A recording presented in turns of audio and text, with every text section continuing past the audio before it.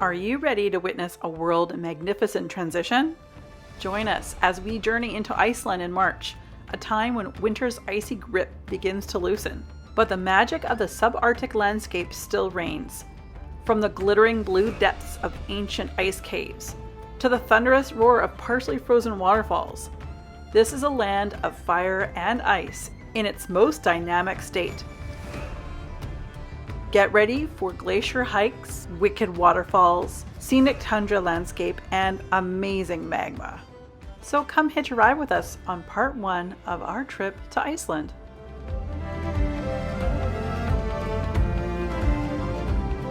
Such a quick flight for us Canadians. We went for just a couple hours from Dublin, Ireland to Reykjavik, Iceland, and I did not lose my cell phone on this flight.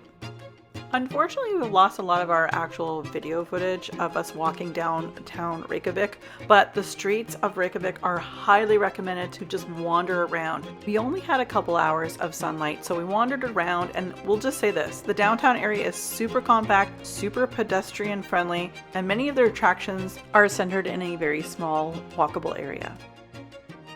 The history of Reykjavik began as Iceland's first permanent settlement in the 9th century, but it only began developing into a town in the 18th century, with its modern growth shaped by trade, independence movements, and 20th century urbanization. The city now serves as a political, economic, and cultural heartland of Iceland.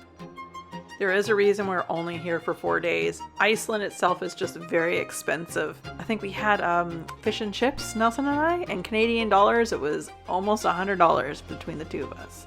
But we loved it, and it was fresh.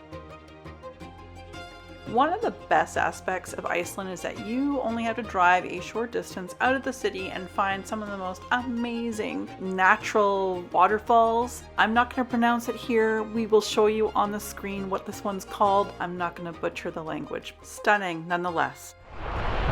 Well, the purpose-bought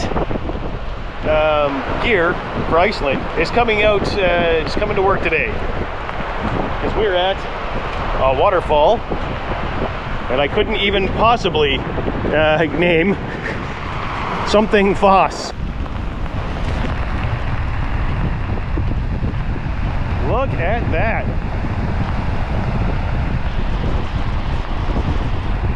It's pretty awesome.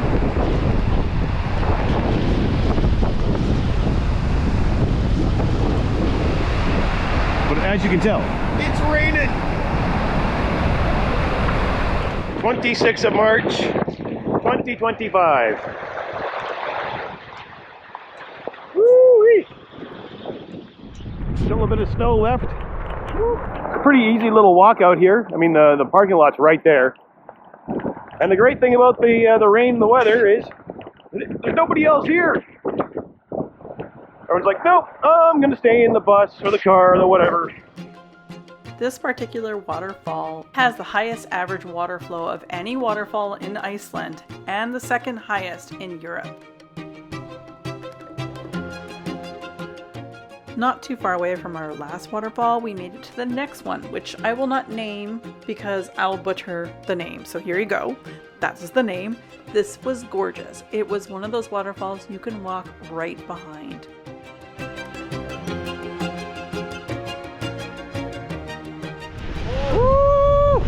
Got the springtime color. Here it comes. Woo. Oh man. Oh, I can't even look at it anymore. My eye. Oh, now I can. There's a bit of a breeze coming down from that. Wow. Woo-wee.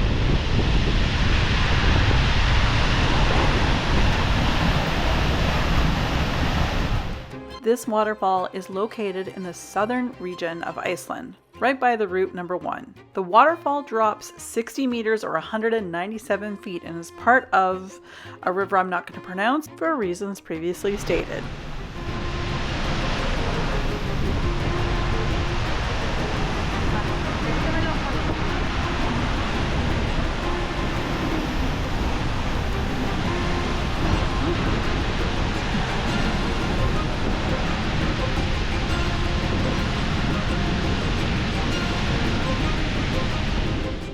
The most unique feature of this waterfall is the pathway that leads behind the curtain of water, offering a different perspective of the falls.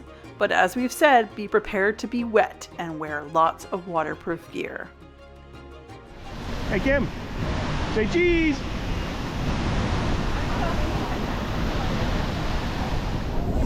Woo-wee!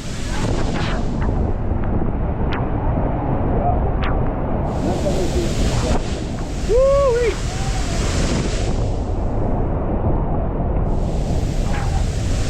It gets a little wet in places,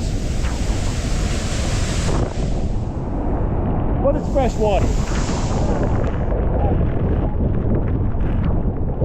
I would highly recommend gear that is impervious to the water. Woo-wee!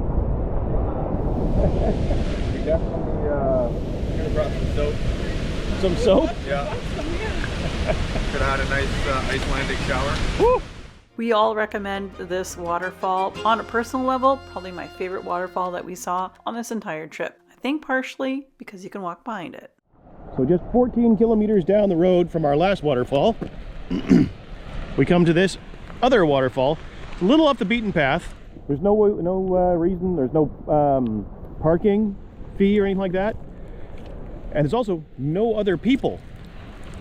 It's right up against the cliff face. These like huge Tolkien mountains. And this gorgeous waterfall. But it's definitely not, a high-rung tourist spot. So there's nobody here. We're a little unsure what waterfall this is, so I didn't want to put the wrong name down, but it was beautiful and super stunning. Crazy!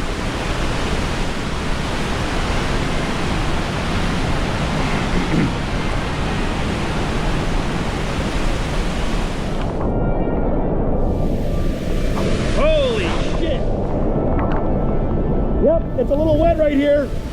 It's a nothing walk from the car too, so that's awesome. On our next stop, we decided to take our trusty little car and drive to Viking Park. And within Viking Park, there's a little bit of Yoda, and I will explain. And I'm bringing the volume down because it was extremely windy here, and you will see how windy it is shortly.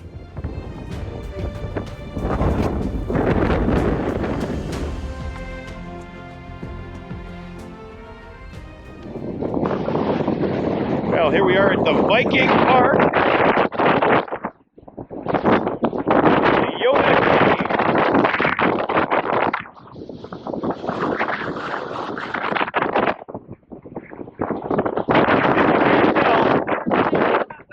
It's a bit windy.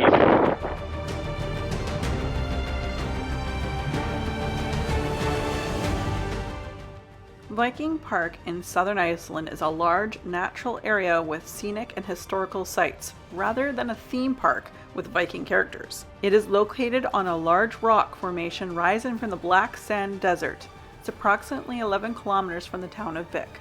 And within Viking Park, we have Yoda Cave, which is a small cave located nearby that gained fame for its resemblance to a Star Wars character that we probably all know and love.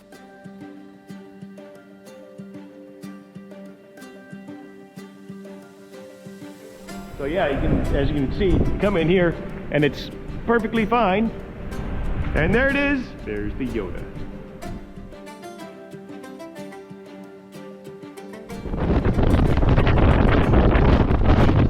Oh wow, yeah, look at the lines in the lava. Okay. All right, so here we are at Viking National Park. If you look, you can see all of that. It gets picked up like damn near tornadoes of rock. I don't think I've ever seen that anywhere in the world. Not in Hawaii, not anywhere like that. Oh shit. Literally getting pelted by rocks as I'm walking. Lava bits. Everything you see here, it's not rain. That is rock being picked up and put in freaking tornadoes. Unbelievable!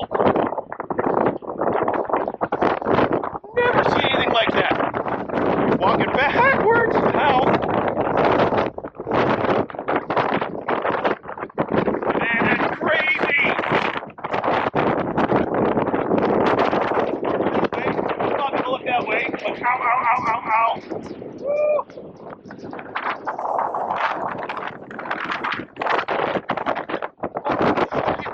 at that! Crazy.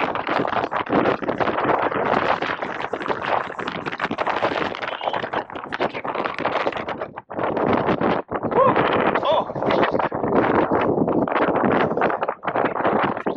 Oh, man! Oh, that's crazy! Woo!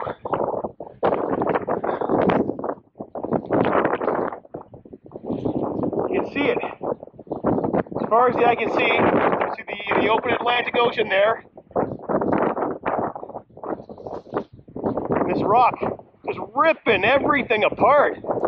You can take this little route over here.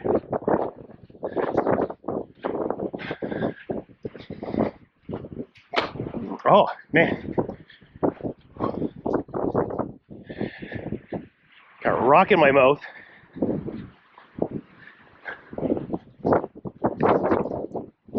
See, it's relatively not windy here, but it's... Then Nelson rounded the corner and I had to put on mute because it was so noisy but so windy. Get back up over here.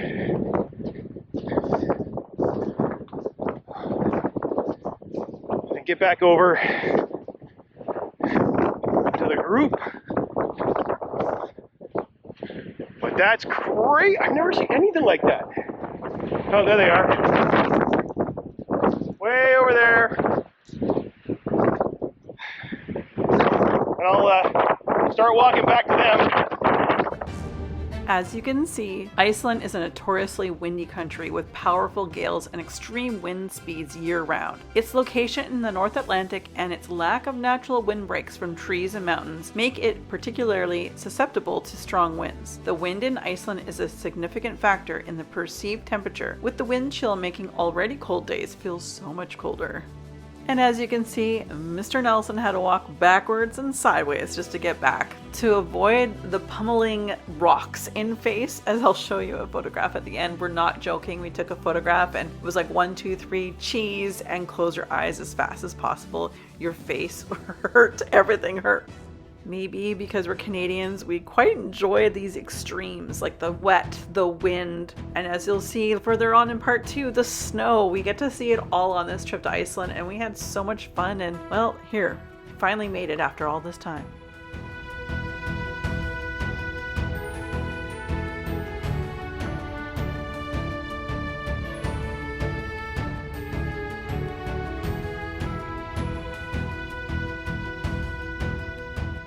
Vik is the southernmost village in Iceland and serves as a popular tourist stop along the Ring Road, offering services like restaurants, which we will show you some photographs at the end, accommodations, and lots of beautiful shops. Expensive, but beautiful. I'm pointing at the restaurant/hotel we went to for dinner. We didn't actually stay in the village of Vik. We stayed a little northwest of it, just out of town, to save some money because, like we said before, it's expensive. And I didn't get a picture of my actual entree, but the butter was beautiful, the bread was delicious, and the drinks were drinking. And yeah, after a very, very windy, sandblasted day, we needed this. And we also got a beautiful rainbow. If you enjoyed part 1 of our trip to Iceland, wait for part 2, where fire meets ice. On our next episode of Hitchhiking with the Harveys, we take you to our final part of our trip to Iceland, and she doesn't disappoint.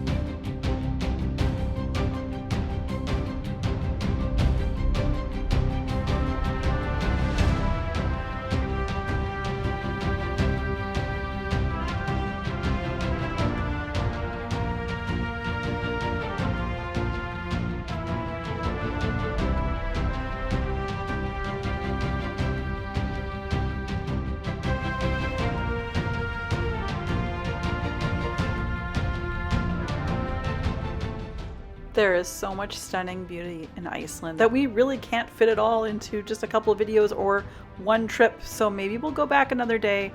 But until then, I'm going to leave you with a few little clips and photos of part 2 of our trip to Iceland.